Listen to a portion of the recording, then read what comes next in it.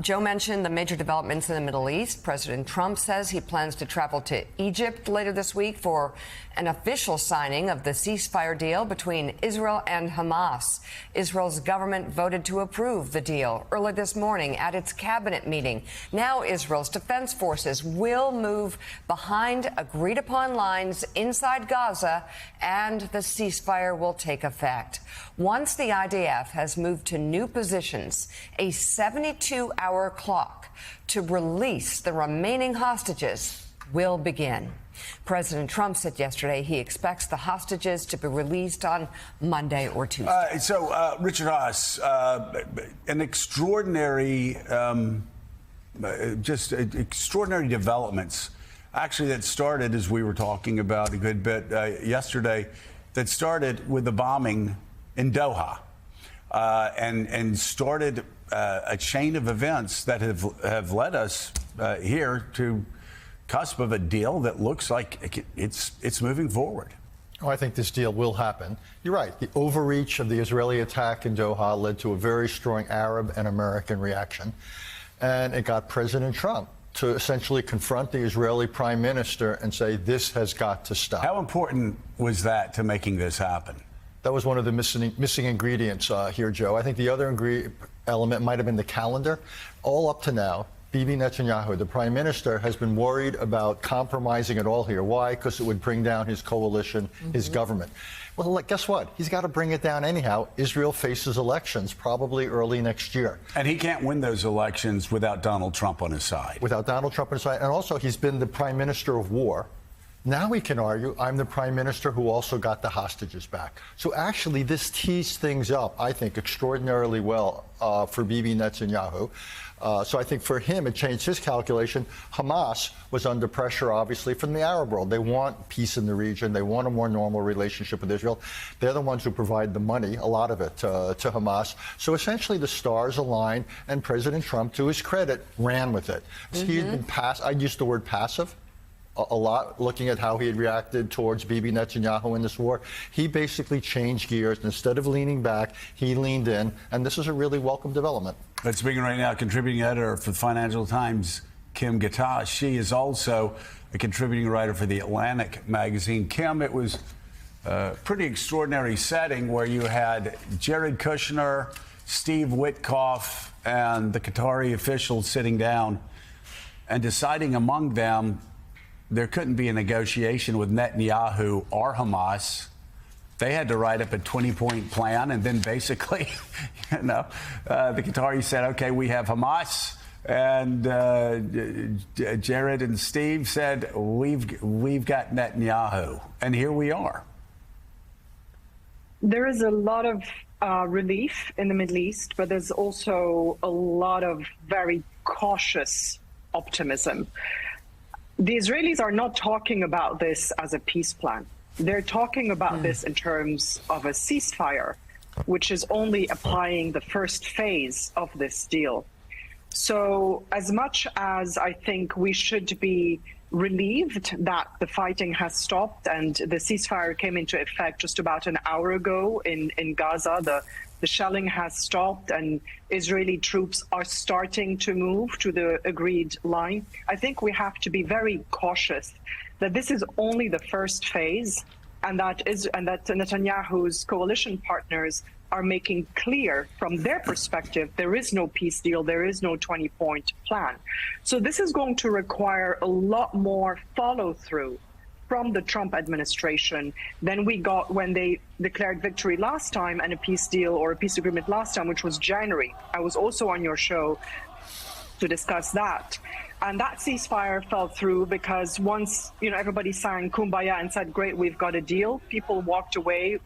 Envoy Witkoff walked away, had other things to do.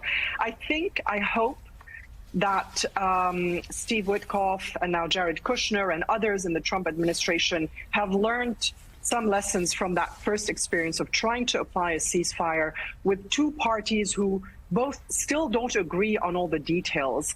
And once Netanyahu gets the hostages back, he may not want to abide with the ceasefire because his coalition partners will put pressure on him again. Meanwhile, Hamas doesn't necessarily want to disarm. They've agreed to this first phase. There's a lot of work that still needs Right. to be done. And I really hope that everybody will apply themselves to make sure, including Arab countries, that this can proceed to the second phase. And if I may, just one last point, I think the reason why President Trump wants to come to the Middle East is not only to say, this is my deal and I've got this on the table and I did something that President Biden couldn't do. It is to, in essence, put Benjamin Netanyahu in a straitjacket and say, great, now you go to the second phase of this deal. We need to get this done. Well, and that is what needed. people in the administration have been saying, which is we have Netanyahu in a box. And they're not saying it, passively. They're saying it, a tinge of, I won't say anger, but yeah, after Doha, his options are far more, After a lot of things. far more limited. But yeah, we have. Kim's exactly right. Everybody needs to be very cautious about this because you have Netanyahu that doesn't want this deal. You have the hardliners in his cabinet that don't want this deal, and you have Hamas who doesn't want to disarm.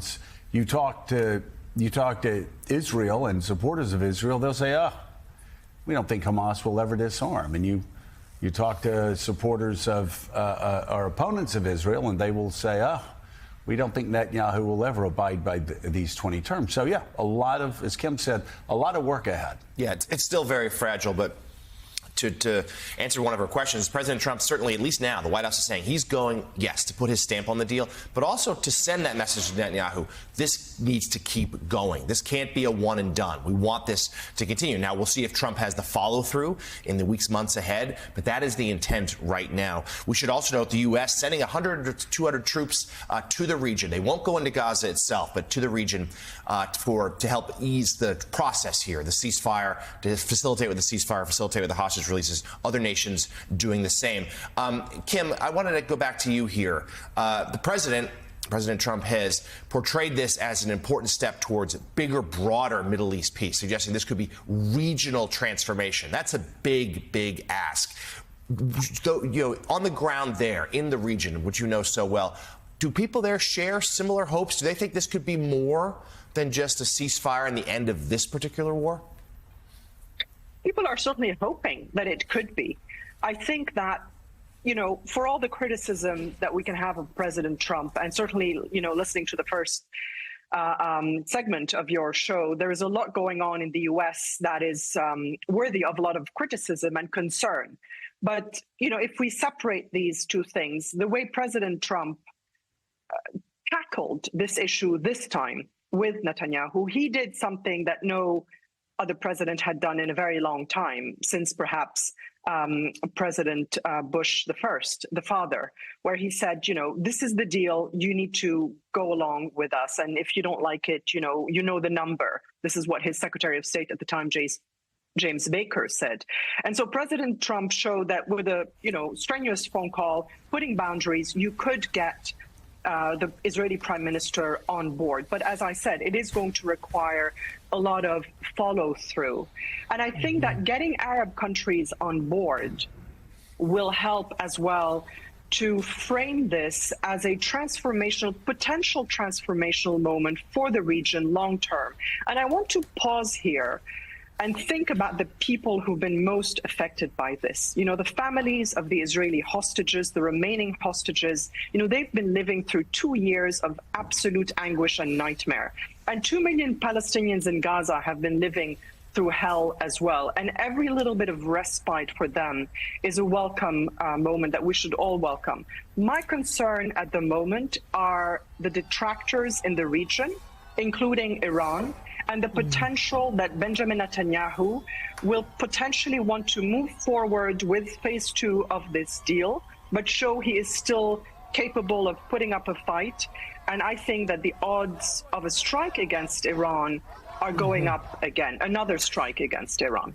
Contributing writer for The Atlantic magazine and contributing editor at the Financial Times, Kim Ghattas. Thank you very much for being on this morning. Thank you so much, Kim. So, Richard, if you were advising the president about things to worry about, the pitfalls ahead, what are they? that Hamas is not going to disarm. They're never going to fully disarm, and you couldn't monitor it or verify it. That if they did, that's the lesson we had with Northern Ireland, getting the paramilitaries to give up arms. Ceasefire may break down. You can imagine a situation where the word won't go out, or some people in Hamas are going to disagree with the guys who negotiated. Then Israel might see that as an opportunity to use military force against the breakdown. So what do you do? I want to go back to number one. What did you do in Northern Ireland? What do you do in Gaza with Hamas if they're not going to disarm? You put the focus on maintaining the ceasefire. That's something you can monitor. You can watch a ceasefire. You know if that's working. Giving up arms, Joe, they're going to stash away arms. You'll never get 100% of their arms, but you can get 100% compliance with the ceasefire. So I would focus on that. So how do you do that also, though? I just want to ask, because I keep thinking about Northern Ireland. You had people like Jerry Adams, Martin McGuinness. You had strong people who had been in the middle of the war, who basically the paramilitary groups feared Jerry Adams and Martin McGuinness crossing them more than they did. Like Rich, there was peer pressure on the most extreme radicals in Northern Ireland to put down their guns because they would have faced the wrath of their own. Where does that happen with Hamas? That's one of the. You asked me what can possibly go wrong. That's another thing that's missing here. What we're missing on all sides is leadership that's willing and able to bring this forward. We don't see it on the Hamas side. It's weak, it's divided, and so forth. Obviously not on the Israeli side, other Palestinians in the West Bank. So in order to make peace work, you've got to have partners who are willing and able to deliver. So it's good we got this first phase, but this is the end of the beginning. This is not the beginning of the end. This is not peace. It's a significant breakthrough, and the challenge for the administration is going to really to keep it from unraveling, at the same time gradually to try to push it forward. But that 20-point plan gets really vague as to what's at the end of it. We're going to have to go through elections a lot. Right. A lot to focus on. I guess the main leverage comes from Qatar, who's been funding them, often at Benjamin Netanyahu's bequest. So Richard Haass, thank you very much for coming on this morning.